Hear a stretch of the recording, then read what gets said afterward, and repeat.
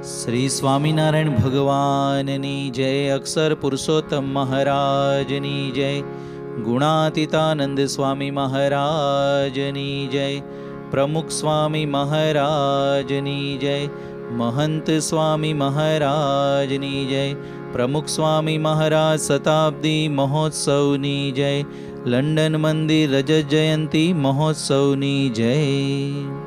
આપણે નિષ્કુળાનંદ સ્વામી રચિત હરિસ્મૃતિ ગ્રંથનો લાભ લઈએ છીએ. આ હરિસ્મૃતિ ગ્રંથની અંદર પણ જુદી જુદી ચિંતામણી આવે છે. એમાંથી આપણે સ્વરૂપ ચિંતામણી કહેતા મહારાજનું સ્વરૂપ કેવું દિવ્ય સુંદર, એમને જે દર્શન કર્યા છે એનું વર્ણન કર્યું છે, એનો આપણે લાભ લેતા હતા. તો સૌ પ્રથમ તો આપણે ભગવાનના દર્શન જો સારી રીતે કરીએ પછી આપણે તેઓની સ્મૃતિ સારી રીતે કરી શકતા હોઈએ છીએ. મહારાજે પણ વચનામૃતની અંદર લખ્યું છે, અંત્યનું 25મું વચનામૃત. એમાં શ્રીજી મહારાજને પ્રશ્ન પૂછ્યો છે રાજબાઈએ કે ભગવાન તમે કેવા ગુણથી રાજી થાઓ અને કેવા ગુણે કરીને તમે કુરાજી થાઓ. તેમાં ઘણું બધું મહારાજે વર્ણન કર્યું છે. એમાં એક વાત મહારાજે આ દર્શનની પણ કરી છે કે ભગવાનના દર્શન કરતા હોય એમાં વચ્ચે કોઈક માણસ આવે, કૂતરું આવે અને જો આજુબાજુ જોવે તો મહારાજ કહે છે કે અમને ગમે નહીં, અમને રીસ ચડે. આવા શબ્દ પણ મહારાજે વાપર્યા છે. તો આપણે પહેલાં તો જ્યારે દર્શન કરીએ ત્યારે ખૂબ જ એકાગ્રતાથી ભગવાનની મૂર્તિને અંતરમાં ઉતારવાની હોય છે. અત્યારે તો આપણે દર્શન કરવા બેસીએ તો કંઈ આજુબાજુ કૂતરું આવે કે એવું કંઈ નડતું નથી, પણ વધારે આપણને શું નડે છે, આપણા ફોનની અંદર નોટિફિકેશન આવે, કંઈક અવાજ આવે, કોઈ રિંગ વાગે ને તરત આપણે દર્શન મૂકીને એમાં આપણું ધ્યાન જાય. તો જો પ્રથમ તો આપણે દર્શન સારી રીતે કરવાના છે. આપણા ગુરુહરિ પ્રમુખ સ્વામી મહારાજ એકવાર સારંગપુરની અંદર દર્શન કરતા હતા અને બાપા ઠાકોરજીના દર્શન કરતા હતા અને સંતો મહિમાથી સ્વામી બાપાના આમ ચરણ સ્પર્શ કરતા હતા. નીચે સંતો બેઠા હોય આજુબાજુ. તો બાપા ત્યારે તો કંઈ બોલ્યા નહીં, પણ પછી નારાયણ મુનિ સ્વામીને બોલાવીને બાપાએ વાત કરી કે તમે સંતોને વિનંતી કરજો કે હું જ્યારે ભગવાનના દર્શન કરું ત્યારે ચરણ સ્પર્શ ન કરે. તો જો બાપાને પણ દર્શન કરવાની અંદર કેટલી બધી એકાગ્રતા. તો નિષ્કુળાનંદ સ્વામી આપણને આ દર્શનની રીત શીખવાડે છે. તો મહારાજના ચરણાવીનથી લઈને મુખારવિંદ સુધી એમને કેવા દર્શન કર્યા છે એનું વર્ણન તેઓ કરે છે. ગઈ સભામાં આપણે જોયેલું કે મહારાજના ચરણાવિંદના 16 ચિહ્નો એમનું એમને વર્ણન કરેલું. હવે નિષ્કુળાનંદ સ્વામી કહે છે કે મેં નાથને નિરખ્યા છે. કેવા? જમણે અંગૂઠે નખ માય, શોભે ઉર્ધ્વ રેખ એક ત્યાંય. ભગવાનના જમણા પગના અંગૂઠાની વાત કરી. બેઉ પાવલિયા પુનીત, ચોટે આંગળીઓ જોઈ ચિત. ભગવાનના 2 પાવલિયા કહેતા 2 ચરણ એવા સુંદર છે, એમની આંગળીઓ જોઈને મારું ચિત્ત એમાં ચોંટી જાય છે. જેવી અરુણ કમળની કડી એવી શોભે પગની આંગળી. ભગવાનના પગની આંગળીઓ કેવી કોમળ અને સુંદર છે, જેમ કમળ હોય લાલ રંગનું એવી સુંદર ભગવાનની આંગળીઓ શોભે છે. નખ શ્રેણી તે મણિસમ. ભગવાનના નખની પંક્તિ, નખની હાર, ભગવાનના પગના નખ એ મણિ જેવા સુંદર, ઉપડતા અને રૂડારમ્ય. આમ ઉપડતા અને સુંદર એવા ભગવાનના ચરણાવિંદના નખ છે. તો જો આ ભગવાનની મૂર્તિના દર્શન નિષ્કુળાનંદ સ્વામી કેવી સુંદર રીતે કરી રહ્યા છે. વહાલા તારે નખની અરુણતા જોઈ, શશી કળા ક્ષીણ છે, એવું પણ આપણે ચેષ્ટાની અંદર પણ ગાતા હોઈએ છીએ. તો આવા સુંદર એ ભગવાનના ચરણાવિંદના નખ એની વાત અહીંયા નિષ્કુળાનંદ સ્વામી આપણને કહે છે. પરમ પૂજ્ય પ્રમુખ સ્વામી મહારાજના પણ નખની સ્મૃતિ આપણે કરીએ. યોગીચરણ સ્વામી એક વખત સ્વામી બાપાને વાત કરી કે બાપા આપ છો ને એકદમ સ્યોર ફૂટેડ, કોઈ દિવસ તમને ઠેસ વાગતી નથી, ક્યારેય તમને ચાલતા ચાલતા આમ ઠોકર વાગી નથી, એવા આપ છો.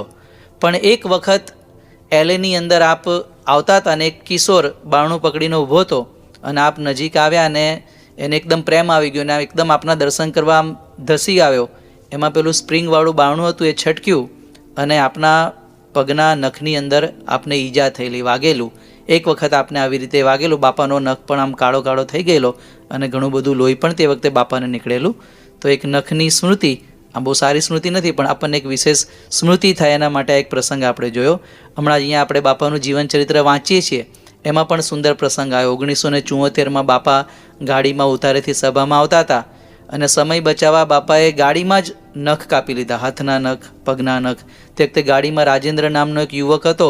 એને થયું કે આ નખ આપણે પ્રસાદીના લઈ લઈએ.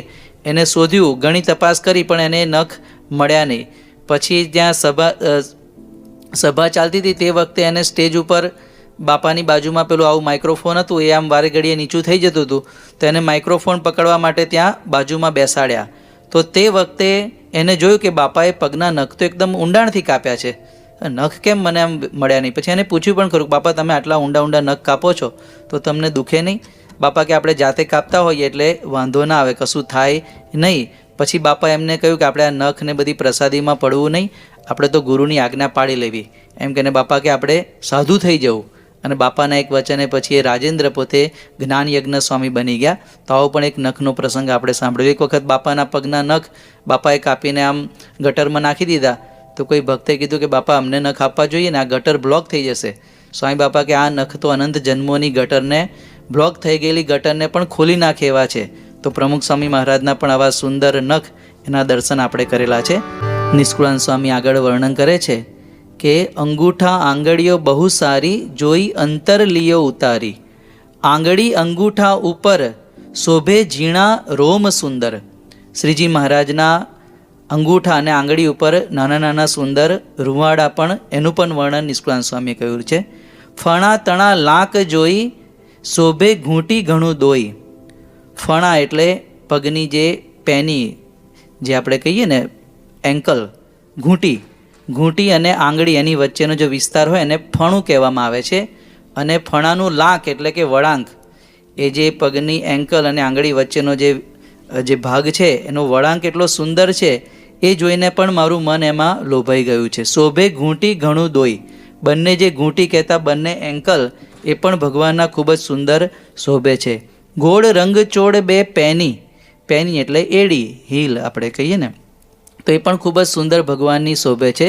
શું કહું શોભા તેની, કાંડા કોમળ બે કહીએ, જંગા જોઈને સુખ લઈએ. કાંડું એટલે જેમ હાથનું કાંડું હોય એમ પગને પણ, જ્યાંથી પગનો પંજો આપણો હલતો હોય છે એને પણ પગનું કાંડું કહેવામાં આવે છે.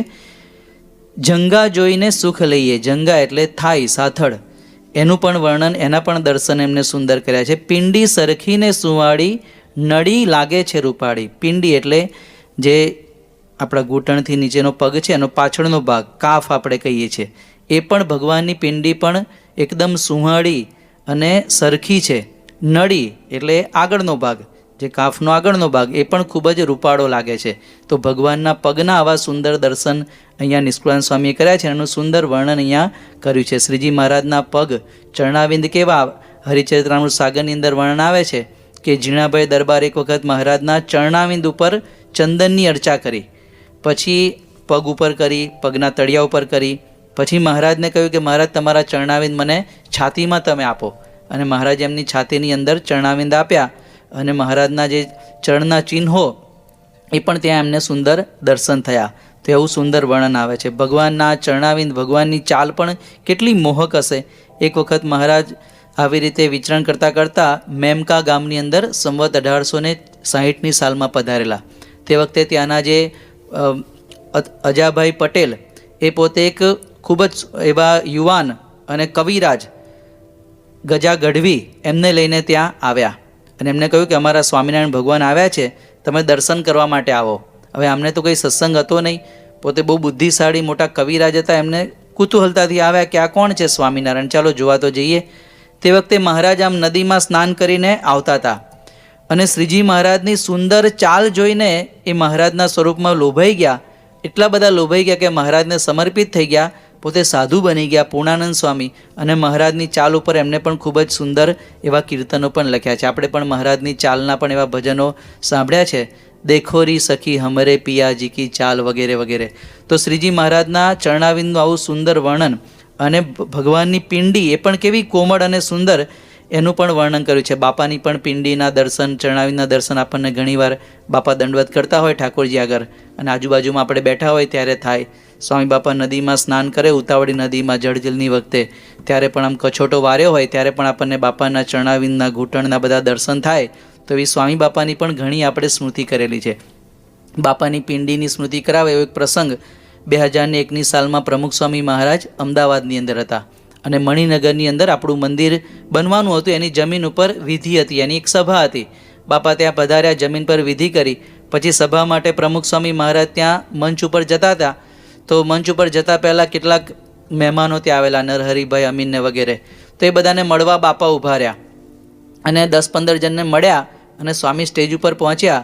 હવે બાપા આ લોકોને મળવા માટે જ્યાં ઊભા હતા ત્યાં જ કીડીઓનું દર હતું, લાલ કીડી જે આવે, હવે એનું દર હતું ને બાપાના પગ ઉપર બધી કીડી ચડી ગઈ અને બાપાને આમ ખ્યાલ તો આવી ગયો, પણ આ બધાને મળતા હતા એટલે સ્વામી એકદમ ધીરજ રાખીને કશું બોલ્યા વગર બધું સહન કર્યું. પછી સ્ટેજ ઉપર આવીને બાપાએ વાત કરી કૃષ્ણ વલ્લભ સ્વામીને કે પગમાં સડ વળે છે અને જોયું તો બાપાને આ પિંડી ઉપર, બાપાની પિંડી તો કેટલી સોફ્ટ, એના પર આ બધી લાલ કીડીઓ બધી ચટકા ભરી ગયેલી. એટલે તરત બધી કીડીઓ આમ સાફ કરી. પછી બાપા તો બોલતા નહોતા, એ તો બહુ સહનશીલ છે, પણ કોકે કહ્યું કે સ્વામીને ઘણી પીડા થતી હશે, પાણી ચોપડીએ. તો પછી ભીનું નેપકિન કરીને બાપાના પગ સાફ કર્યા. યોગીચરણ સ્વામીએ કંઈક ટ્યુબ મંગાવી, દવા પણ લગાવી. પછી ઉતારે આવીને જોયું તો બાપાની પિંડી ઉપર એટલી બધી કીડીઓ ચટકા ભરી ગયેલી, પણ પ્રમુખ સ્વામી મહારાજની આવી કોમળ પિંડીઓ એ પણ આપણા માટે બાપાએ પોતાના દેહની દરકાર કરી નથી. બદલપુરમાં બાપા પધરામણી કરતા હતા અને ઊંચા ઊંચા ટેકરા પર જવાનું હોય તે વખતે મહંત સ્વામી મહારાજે બાપાની પિંડી જોઈને એમને વિચાર આવ્યો કે આટલો બધો ભીડો કેમ સહન કરે છે. ત્યારે પ્રમુખ સ્વામી મહારાજ બોલેલા કે યોગી બાપા અને શાસ્ત્રીજી મહારાજે તો આ વિસ્તારમાં બહુ બધું વિચરણ કરેલું છે, તો આપણે તો કંઈ કરતા નથી. તો સ્વામી બાપાની પિંડીના પણ આવા સુંદર પ્રસંગો આપણે જોયા છે. આગળ નિષ્કુળાનંદ સ્વામી વર્ણન કરે છે કે જોયા જેવા છે બે જાનું, એટલે કે ભગવાનના આવી રીતે સાથળ અને પિંડી એની વચ્ચેનો જે પાછળનો ભાગ એ પણ જોયા જેવા છે. ઘૂંટણ તે ધામ શોભાનું, મહારાજના ઘૂંટણ કહેતા ની એ તો શોભાનું ધામ છે. ડાબા જાનું પર ચિહ્ન જોઈ મારું મનડું રહ્યું છે મોઈ. ઉરુ શોભે સુંદર સુવાળા, ઉરુ એટલે સાથળ. રંભા સ્તંભ સાથળ રૂપાળા, રંભા એટલે કે કેળનું જે થડ હોય, કેળનું ઝાડ, તો એ કેળના ઝાડનું જે થડ હોય એના જેવા આવી રીતે ભગવાનના સાથળ છે. દુંદ ફાંદ દ્રગે દેખી, મહારાજની દુંદ એટલે કે પેટ, એ આંખે જોઈને મારી ધન્ય કમાઈ લેખી, મારું જીવન હવે ધન્ય બની ગયું છે. કોમળ કટી કહીએ કેવી જોઈ અંતર ધાર્યા જેવી, કટી કહેતા કેડ, કમર, તો ભગવાનની કમર કેવી છે, કેડ કેવી છે કે અંતરમાં ધાર્યા જેવી છે. આ ભગવાનની કમર વિશે તો આપણે સ્તોત્ર સિંધુની અંદર પણ ગાઈએ છીએ ને કે ભગવાનની કેડ કેવી છે. હરિમદ હર તનુ મંજુલ કટ્યામ, કે સિંહનું પણ, સિંહનો ગર્વ, સિંહની કમર એકદમ પાતળી હોય, તો ભગવાન સ્વામિનારાયણની કમર એવી છે કે હરિમદ હર તનુ, સિંહનો મદ પણ એને હરી લીધો છે.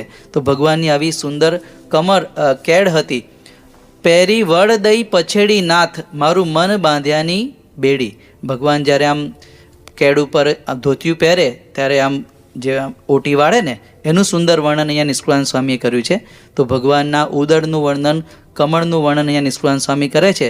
તો ભગવાનનું ઉદર હરિચરિત્રામૃત સાગરની અંદર એવું વર્ણન આવે છે કે શ્રીજી મહારાજને જમ્યા પછી પોતાના ઉદર ઉપર હાથ ફેરવવાની પણ ટેવ હતી.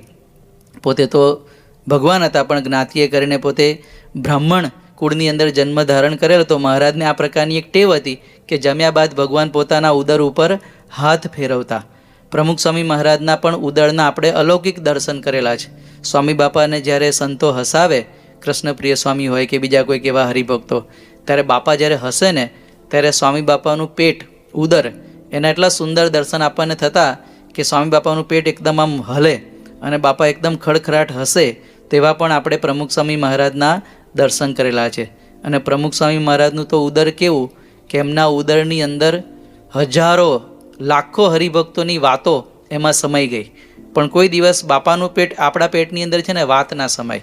કોઈકની વાત આપણે સાંભળી હોય ને તો આપણને તરત બીજાને કહી દઈએ, પણ પ્રમુખ સ્વામી મહારાજનું ઉદર તો એટલું વિશાળ હતું કે લાખો હરિભક્તો બાપા આગળ નિષ્કપટ થયા હશે કે પોતાની ભૂલની વાત કરી હશે, પણ પ્રમુખ સ્વામી મહારાજના પેટમાંથી કોઈ દિવસ કોઈની વાત ક્યારેય નીકળે નહીં. તેવું પ્રમુખ સ્વામી મહારાજનું સુંદર અને દિવ્ય ઉદર, એના પણ દર્શન આપણે કર્યા છે. મહંત સ્વામી મહારાજના ઉદરના પણ આપણે દર્શન કર્યા છે. મહંત સ્વામી મહારાજ તો એકદમ તપસ્વી, એટલે એમનું પેટ તો આપણે જોયું છે.